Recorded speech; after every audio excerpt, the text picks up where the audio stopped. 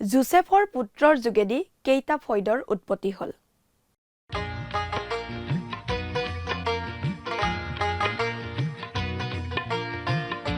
আজিৰে পবিত্ৰ ক্ষণতে উজলি উঠা খ্ৰীষ্টৰ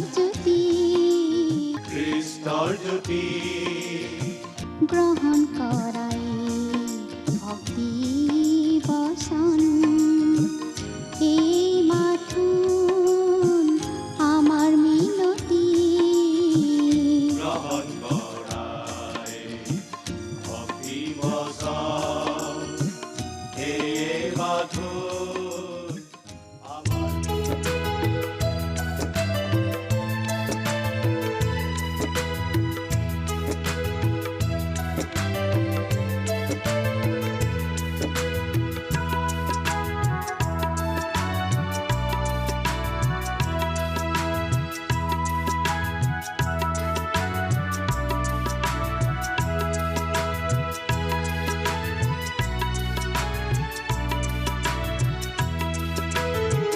যদি লাগে জীৱন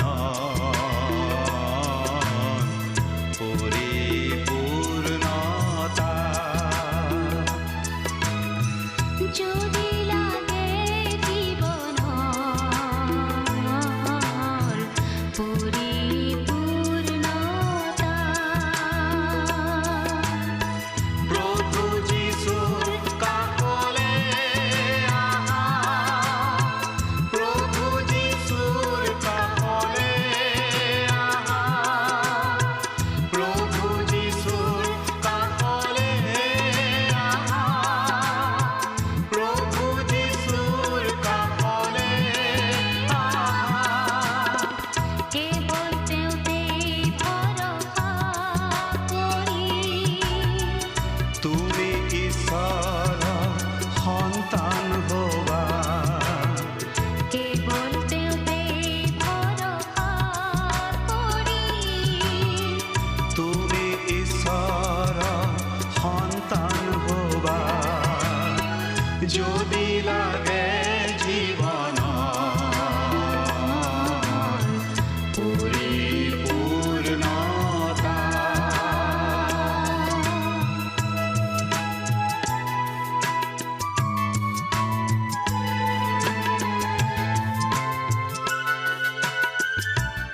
জয় জয়তে আমাৰ দৰ্শকসকললৈ মহান ত্ৰাণকৰ্তা প্ৰভু যীশুৰ নামত নমস্কাৰ জনাইছো।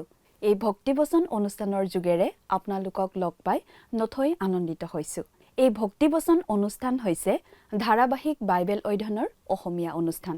গোটেই বাইবেল শাস্ত্ৰখনে আমি ইয়াত অধ্যয়ন কৰিম।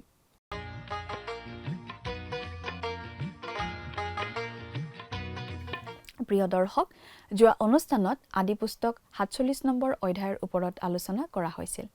আজিৰ অনুষ্ঠানত ৪৮ নম্বৰ অধ্যায়ৰ ওপৰত অধ্যয়ন কৰিম। জোচেফৰ পৰামৰ্শ মতে জাকুবে সপৰিয়ালে সৈতে মিছৰলৈ যাত্ৰা কৰিলে। তেওঁলোক মুঠতে ৭০ জন আছিল। জোচেফ ফৌৰন ৰজাৰ প্ৰিয়পাত্ৰ আছিল বাবে আৰু সেই সকলো ৰজাৰ অনুমতি সাপেক্ষে হৈছিল। মিছৰৰ গোচন প্ৰদেশতে তেওঁলোকৰ বাবে সংস্থাপন কৰা হ'ল। ঈশ্বৰে অব্ৰাহামক কনান দেশ দিম বুলি প্ৰতিজ্ঞা কৰিছিল। ইছহাকৰ আগতো ঈশ্বৰে সেই একে প্ৰতিজ্ঞা কৰিছিল। জাকুবকো ঈশ্বৰে একে প্ৰতিজ্ঞা কৰিছিল। কনান দেশত ভীষণ আকাল হোৱাত বাধ্য হৈহে জাকুব সপৰিয়ালে মিছৰলৈ আহিব লগা হৈছিল। মিছৰত জোচেফৰ প্ৰভাৱ আৰু প্ৰতিপত্তি দেখি জাকুব আৰু তেওঁৰ পৰিয়ালৰ সকলোকে অতি সুবিধাজনক অৱস্থাত ৰাখিছিল।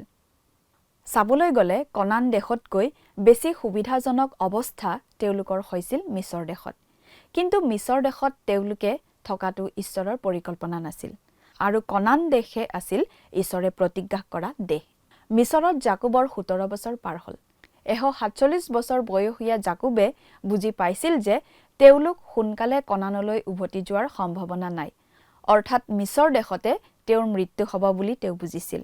আৰু সেয়েহে মৃত্যুৰ পাছত তেওঁ কনান দেশত নি কবৰ দিবলৈ তেওঁ জোচেফক প্ৰতিজ্ঞা কৰোৱাইছিল। অব্ৰাহাম, ইছহাক, জাকুব সকলোৱে বিশ্বাস কৰিছিল যে তেওঁলোক সেই কনান দেশতে মৃত্যুৰ পৰা পুনৰুত্থিত হ'ব। যেতিয়া মसीह অৰ্থাৎ খ্ৰীষ্টই তেওঁৰ শাসন প্ৰতিষ্ঠা কৰিব। অব্ৰাহাম ইছাকৰ নিচিনাকৈ জাকুবেও তাকে বিশ্বাস কৰিছিল আৰু সেই দৃঢ় আশা তেওঁৰ আছিল। সেয়েহে তেওঁৰ মিছৰত মৃত্যু হ'লেও কনান দেশত কবৰ দিবলৈ কৈছিল। জাকুব নৰিয়াত পৰিল। জাকুবৰ মৃত্যুৰ সময় ওচৰ চাপি আহিল। যোছেফে নিজৰ 2 পুত্ৰ মনচি আৰু ইফ্ৰাইমক লগত লৈ জাকুবৰ ওচৰলৈ আহিল আশীৰ্বাদ ল'বৰ বাবে। এই অধ্যায়টোত আমি জাকুবৰ আত্মিক উন্নতি দেখিবলৈ পাওঁ। চল চাতুৰিৰে আনক প্ৰবঞ্চনা কৰা জাকুব পৰিৱৰ্তিত হৈছে। সেই সকলো কথা ভালদৰে জানিবলৈ আহক 48 নম্বৰ অধ্যায়লৈ আগবাঢ়ি যাওঁ। প্ৰিয় শ্ৰোতা, এতিয়া আমি আদি পুস্তকৰ 48 নম্বৰ অধ্যায়লৈ আগবাঢ়ি যাম। ইয়াত জাকুবৰ শেষ নৰিয়া আৰু তেওঁ যোছেফৰ 2 পুত্ৰক আশীৰ্বাদ দিয়া আমি দেখিবলৈ পাওঁ।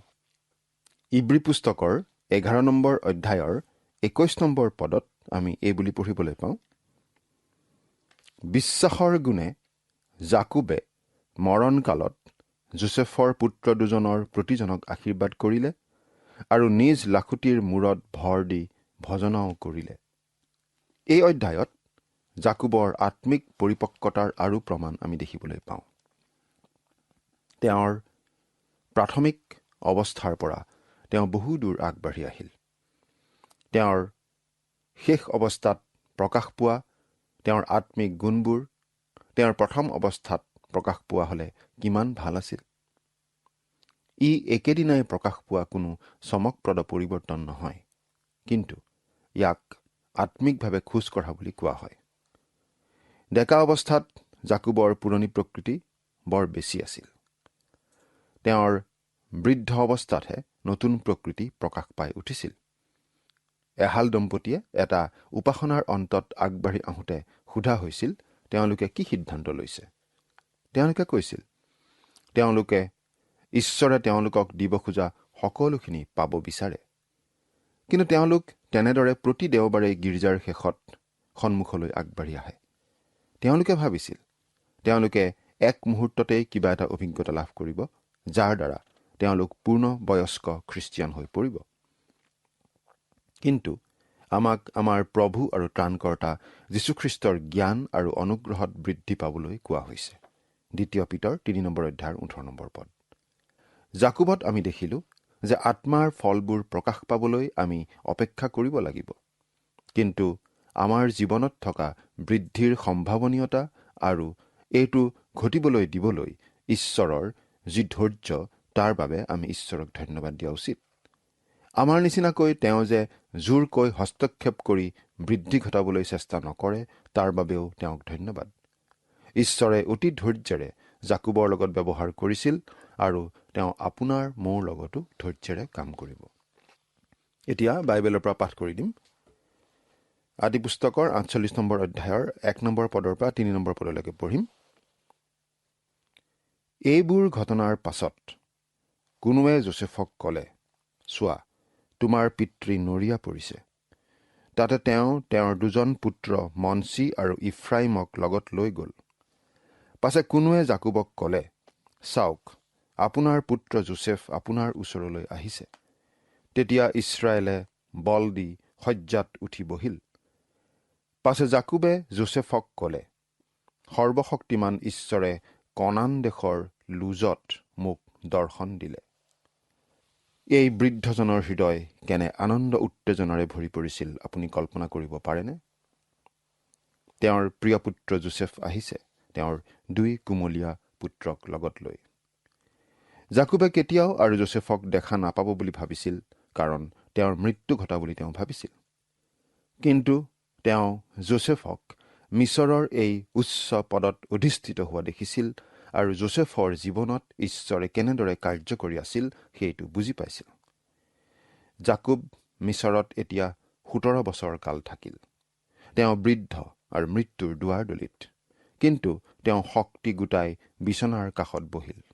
মন কৰকচোন, ঈশ্বৰে তেওঁক লুজত দেখা দিয়া সময়লৈ তেওঁৰ মনত পৰিছে আৰু তেওঁ যোছেফক কৈছে, সৰ্বশক্তিমান ঈশ্বৰে কনান দেশৰ লুজত মোক দৰ্শন দিলে আৰু মোক আশীৰ্বাদ কৰিলে।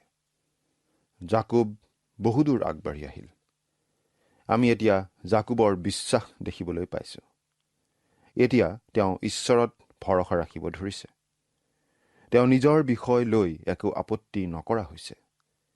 ডেকা অৱস্থাত তেওঁ আছিল অতি চতুৰ আৰু যি লাগে তাকে আহৰণ কৰি লৈছিল বা তেওঁ তেনেকুৱা বুলি ভাবিছিল আৰু তেওঁ তাক আহৰণ কৰিবলৈ যিকোনো পদ্ধতি অৱলম্বন কৰিছিল। এতিয়া তেওঁ জীৱনৰ আগৰ সময়লৈ উভতি চাইছে। ঈশ্বৰে তেওঁক বৈত এলত দেখা দিয়া কথাটো তেওঁ মনত পেলাইছে। তেওঁ কনান দেশ এৰি যোৱাৰ সময়ত আৰু তেওঁ উভতি অহাৰ সময়ত তেওঁ কৈছে, ঈশ্বৰে মোক তাত দেখা দিলে আৰু মোক আশীৰ্বাদ কৰিলে। এতিয়া আমি জাকুবৰ বিশ্বাস দেখা পাওঁ। 4 নম্বৰ পদ, আৰু মোক আশীৰ্বাদ কৰি ক'লে, চোৱা, মই তোমাক বহুবংশ কৰি অতিশয় ৰূপে বঢ়াম আৰু তোমাৰ পৰাই জাতিসমূহ উৎপন্ন কৰিম আৰু চিৰকালৰ অধিকাৰৰ অৰ্থে মই তোমাৰ ভাবি বংশক এই দেশ দিম। এতিয়া জাকুবে উল্লেখ কৰা ঈশ্বৰৰ সেই প্ৰতিজ্ঞাৰ প্ৰতি আমি অলপ মন দিওঁ। এই প্ৰতিজ্ঞা পুৰণি নিয়ম আৰু নতুন নিয়মতো চলি আছে। ঈশ্বৰে এই প্ৰতিজ্ঞা কৰিছিল আদি পিতৃসকলৰ বংশধাৰাৰ প্ৰথম কেইজনক, অৰ্থাৎ অব্ৰাহাম, ইছহাক আৰু জাকুবক। এই প্ৰতিজ্ঞাৰ 3টা বিশেষ দিশ আছে। প্ৰথমটো হৈছে জাতিটোক লৈ, দ্বিতীয়টো হৈছে দেশখনক লৈ আৰু তৃতীয়টো হৈছে আশীৰ্বাদটো। কিন্তু ইয়াত জাকুবৰ বাবে দৰকাৰী কথা 2টা হৈছে। প্ৰথমটো হৈছে, মই তোমাক বহুবংশ কৰি অতিশয় ৰূপে বঢ়াম আৰু তোমাৰ পৰাই জাতিসমূহ উৎপন্ন কৰিম।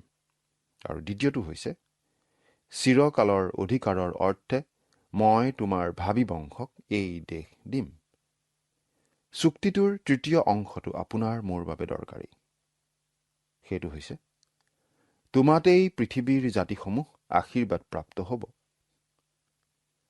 আজি আপুনি আৰু মই হাতত বাইবেল লৈ বহি থকাৰ কাৰণ এইয়ে যে ঈশ্বৰে বহু হাজাৰ বছৰ আগতে কৰা প্ৰতিজ্ঞাৰ 3 ভাগৰ 2 ভাগ সফল কৰিছে, কিন্তু বাকী 3য় ভাগ এতিয়াও ফলিয়াবলৈ বাকী। যিহুদীসকলে এতিয়াও ইছৰাইল দেশ পোৱা নাই। তেওঁলোকে সৰু এটা খণ্ড মাত্ৰ পাইছে আৰু তাকে লৈ বহু কণ্ডল। কিন্তু তেওঁলোকে যেতিয়া ঈশ্বৰৰ হাতৰ পৰা দেশখন পাব, তেতিয়া শান্তিহে বিৰাজ কৰিব। প্ৰতিজন লোক তেওঁৰ আঙুৰ লতা আৰু তেওঁৰ ডিমৰু গছৰ তলত থাকিব। তেওঁলোকৰ সা সম্পত্তি থাকিব, কিন্তু কোনো ধৰণৰ কৰ দিব লগা নহ'ব।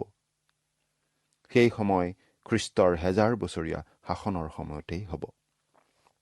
5 আৰু 6 নম্বৰ পদ, মই মিছৰলৈ তোমাৰ ওচৰলৈ অহাৰ আগেয়ে তোমালৈ যি 2টি পুত্ৰ মিছৰ দেশত জন্মিল, সিবিলাক মোৰেই।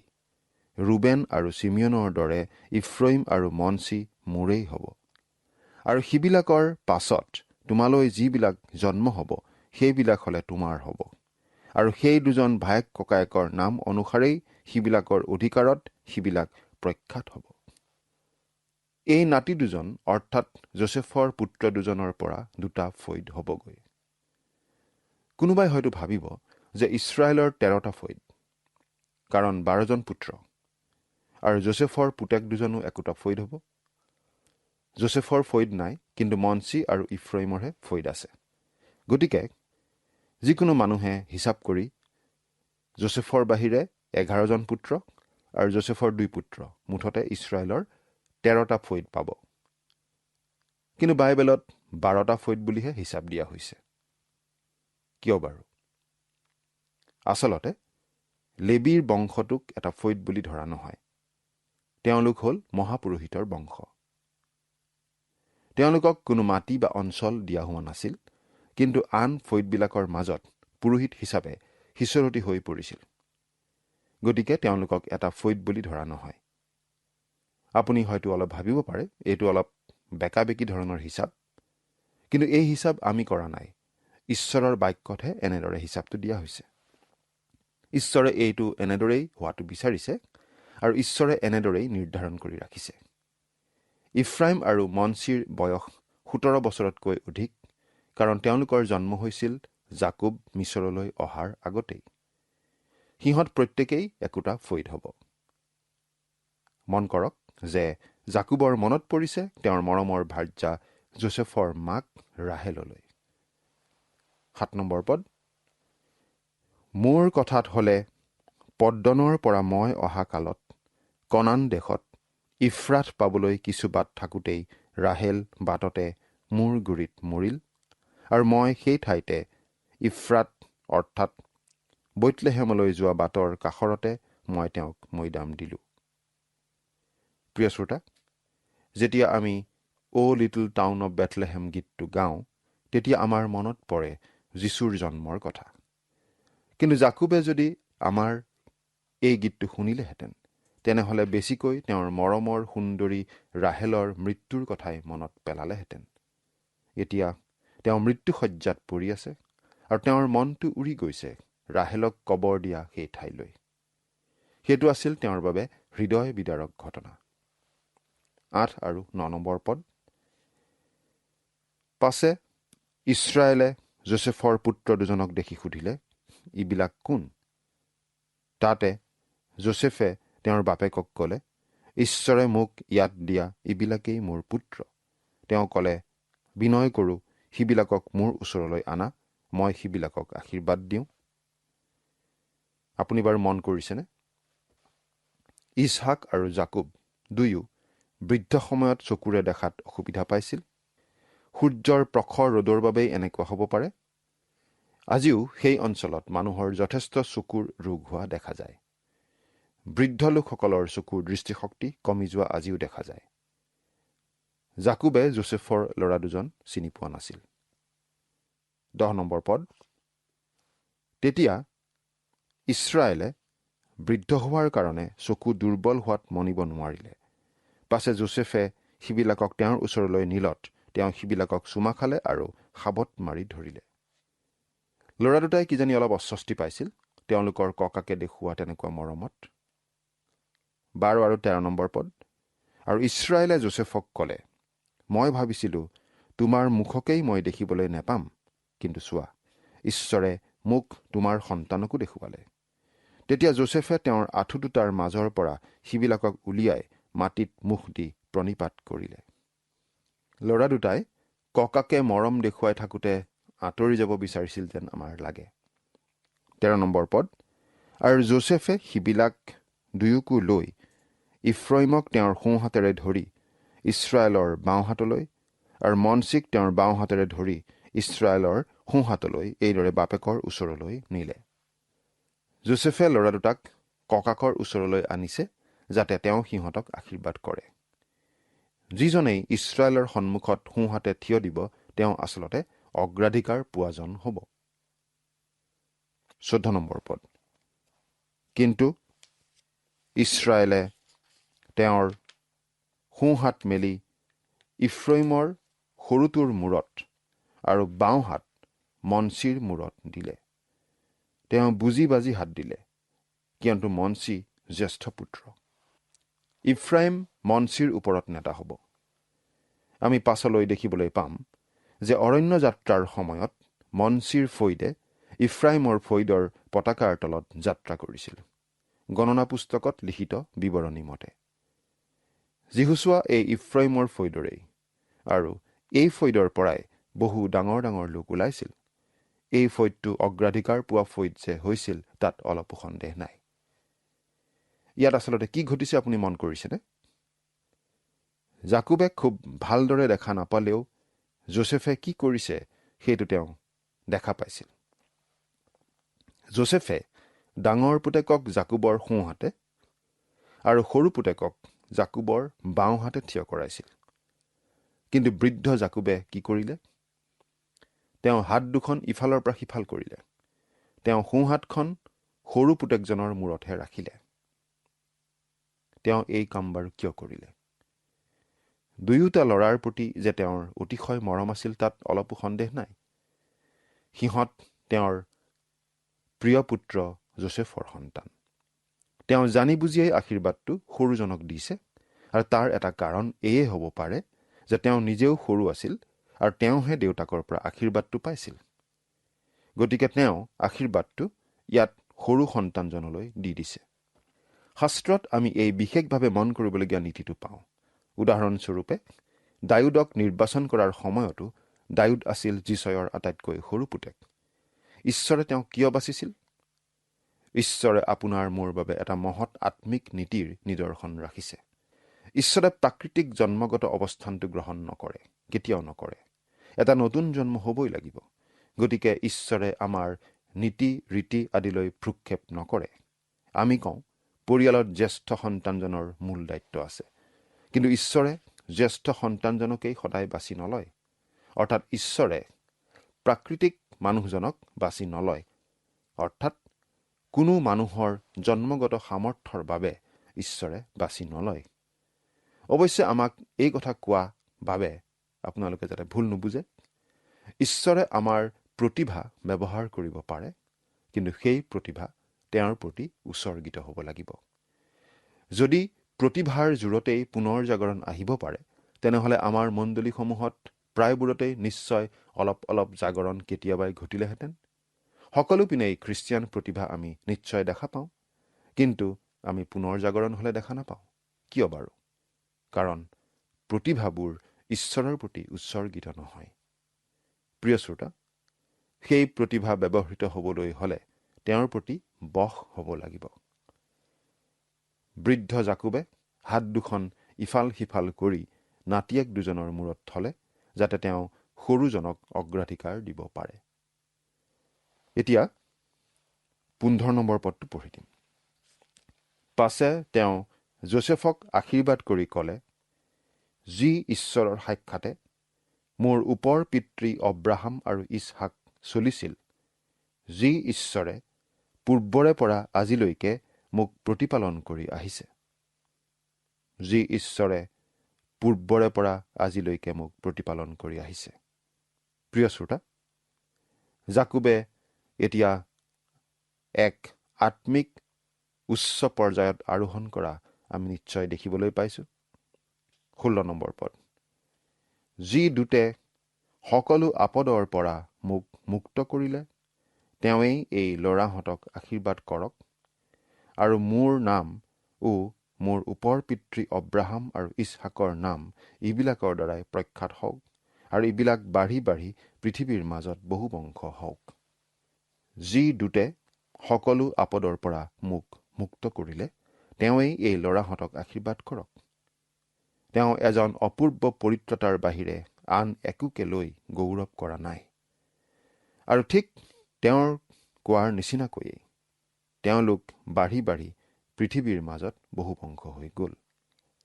17 আৰু 18 নম্বৰ পদ। পাছে যোচেফে তেওঁৰ বাপেকৰ সোঁহাত ইফ্ৰাইমৰ মূৰত দিয়া দেখি অসন্তোষ পালে। তাতে তেওঁ ইফ্ৰাইমৰ মূৰৰ পৰা মনচীৰ মূৰত দিবলৈ বাপেকৰ হাত দাঙি বাপেকক ক'লে, এনে নহয় পিতৃ, কিয়নো ইহে জ্যেষ্ঠ, ইয়াৰ মূৰতেই আপোনাৰ সোঁহাত দিয়ক। তেতিয়া বৃদ্ধ জাকুবৰ প্ৰতিক্ৰিয়াৰ প্ৰতি মন কৰকচোন। 19 নম্বৰ পদ। কিন্তু তেওঁৰ বাপেকে অমান্তি হৈ ক'লে, বোপা, তাক মই জানিছো, ইও এক জাতি হ'ব, আৰু ইও মহান হ'ব। তথাপি ইয়াৰ সৰু ভায়েক হ'লে ইয়াতকৈও মহান হ'ব, আৰু তাৰ বংশ জাতিসমূহ হ'বগৈ। এইটো মন কৰিবলগীয়া কথা।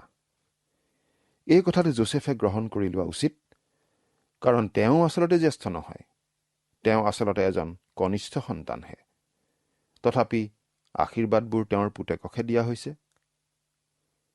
20 আৰু 21 নম্বৰ পদ। তেওঁ সেইদিনাই সিবিলাকক আশীৰ্বাদ কৰি ক'লে, ইছৰাইল লোকে আশীৰ্বাদ কৰা সময়ত তোমাৰ নাম কৰি ক'ব, ঈশ্বৰে তোমাক ইফ্ৰাইম আৰু মনচীৰ নিচিনা কৰক। এইদৰে তেওঁ মনচীতকৈ ইফ্ৰাইমক অগ্ৰগণ্য কৰিলে। পাছে ইছৰাইল যোচেফক ক'লে, চোৱা, মই এতিয়া মৰোহে, কিন্তু ঈশ্বৰ তোমালোকৰ সংগী হ'ব, আৰু তোমালোকক পুনৰাই তোমালোকৰ ওপৰ পিতৃবিলাকৰ দেশলৈ লৈ যাব। ঈশ্বৰত জাকুবৰ কেনেকুৱা বিশ্বাস তালৈ মন কৰকচোন। 22 নম্বৰ পদ। আৰু মই মোৰ নিজ তৰোৱাল আৰু ধনুৰে ইমৰীয়াহঁতৰ হাতৰ পৰা লোৱা সেই এডোখৰ মাটি তোমাৰ ভাই ককাইবিলাকতকৈ তোমাক বেছিকৈ দিছোঁ। অৰ্থাৎ যোছেফে তেওঁৰ দুয়োজন পুতেকৰ যোগেদি আন ভায়েককেইজনৰ তুলনাত অধিক উত্তৰাধিকাৰ লাভ কৰাৰ নিচিনা হ'ব। আচলতে এইটো জাকুবে যোছেফক দিয়া এটা ব্যক্তিগত উপহাৰৰ নিচিনা হৈছিল। জোহন 4 নম্বৰ অধ্যায়ৰ 5 নম্বৰ পদ চাওক।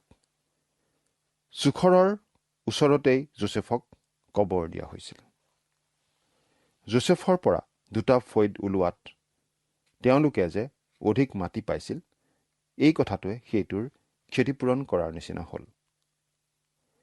এই ঠাইখিনি আচলতে জাকুবে প্ৰথমে ইমৰীয়াবিলাকৰ হাতৰ পৰা কিনিছিল। তাৰ পাছত তেওঁলোকে বলপূৰ্বকভাৱে মাটিখিনি আকৌ লৈছিল। জাকুবেও একেই কৰিলে আৰু তেওঁলোকৰ পৰা বলপূৰ্বকভাৱে মাটিখিনি আকৌ উদ্ধাৰ কৰি ল'লে। আৰু এই অঞ্চলটো আজি পৰ্যন্ত কণ্ডলৰ কাৰণ হৈয়েই আছে। প্ৰিয় শ্ৰোতা, প্ৰথমতে দুৰ্বল হ'লেও জাকুবৰ জীৱনত ঈশ্বৰৰ প্ৰতি যি বিশ্বাস প্ৰকাশ পাই উঠিছিল, সেই বিশ্বাস আদৰণীয় বিশ্বাস বুলি বাইবেলত উল্লেখ কৰা আছে। প্ৰভু যীশুৰ প্ৰতি আপোনাৰ বিশ্বাস বাৰু কেনে? চিন্তা কৰি চাওকচোন। ঈশ্বৰে আপোনাক আশীৰ্বাদ কৰক। আমেন।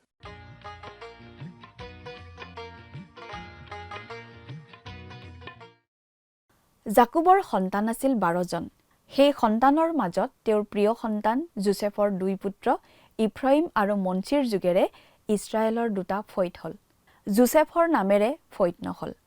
জাকুবৰ আন এজন পুত্ৰ লেবি বংশৰ লোককো ফৈদ হিচাপে গণনা কৰা নহ'ল। তেনেদৰে মুঠ ইছৰাইলৰ 12টা ফৈদৰ উৎপত্তি হ'ল। লেবিৰ বাহিৰে 10 জনৰ যোগেৰে একোটাকৈ মুঠ 10টা ফৈদ আৰু যোছেফৰ 2 পুত্ৰৰ যোগেৰে 2টা, মুঠতে মুঠ 12টা ফৈদ উৎপত্তি হ'ল। কিন্তু আনবোৰৰ তুলনাত যোছেফে 2 পুত্ৰৰ যোগেৰে দুগুণ অধিকাৰ পোৱাৰ দৰে হ'ল। নিজৰ প্ৰিয় পুত্ৰলৈ সেইটো জাকুবৰ বিশেষ আশীৰ্বাদৰ নিচিনা হ'ল যদিও সকলো ঈশ্বৰৰ ইচ্ছা অনুযায়ীহে হৈছে। পৰৱৰ্তী অনুষ্ঠানত পুনৰ লগ পোৱাৰ আশাৰে আজিলৈ ইমানতে সামৰিব খুজিছোঁ। আহকচোন সামৰণিত খন্তেক প্ৰাৰ্থনাত মূৰ দুৱাওঁ। স্বৰ্গত থকা অতি মৰমীয়াল দয়ালু পিতৃ ঈশ্বৰ, প্ৰভু তোমাক ধন্যবাদ দিওঁ তোমাৰ পবিত্ৰ বাক্য অধ্যয়নৰ সুন্দৰ সময় সুযোগ তুমি আমাক প্ৰত্যেককে দান কৰাৰ বাবে। দয়ালু মৰমীয়াল পিতৃ ঈশ্বৰ, আমি যি তোমাৰ পবিত্ৰ বাক্য সময়তে অধ্যয়ন কৰিলোঁ, এই বাক্যৰ যোগেদি প্ৰভু তুমি যি বাৰ্তা আমাৰ প্ৰতিজনৰ মাজত দিবলৈ বিচাৰিছা, প্ৰভু এই যি বাক্য অধ্যয়ন কৰি থকা প্ৰতিজন দৰ্শকে বুজি পাইছে বুলি বিশ্বাস ৰাখোঁ। তেওঁলোকৰ জীৱনত প্ৰভু তুমি কাম কৰা তোমাৰ বাক্যৰ যোগেদি, আৰু তেওঁলোকে সম্পূৰ্ণৰূপে যাতে তোমাক বুজি পায়, তোমাৰ বাক্যক যাতে আগত ৰাখি নিজৰ জীৱনটো পৰিচালনা কৰিব পাৰে, তেনে আশীৰ্বাদ প্ৰভু তুমি বিশেষভাৱে তেওঁলোকক দান কৰা। এই সকলো যাচনা মহান ত্ৰাণকৰ্তা প্ৰভু যীশুখ্ৰীষ্টৰ নামত অৰ্পণ কৰিলোঁ। আমেন। যোৱা অনুষ্ঠানত প্ৰচাৰিত প্ৰশ্নটিৰ শুদ্ধ উত্তৰটো হৈছে অপশ্যন চি 130। আজিৰ অনুষ্ঠানৰ ওপৰত আধাৰিত প্ৰশ্নটি হৈছে আত্মাৰ ফলবোৰ প্ৰকাশ পাই উঠিবলৈ আমি কি কৰিব লাগিব?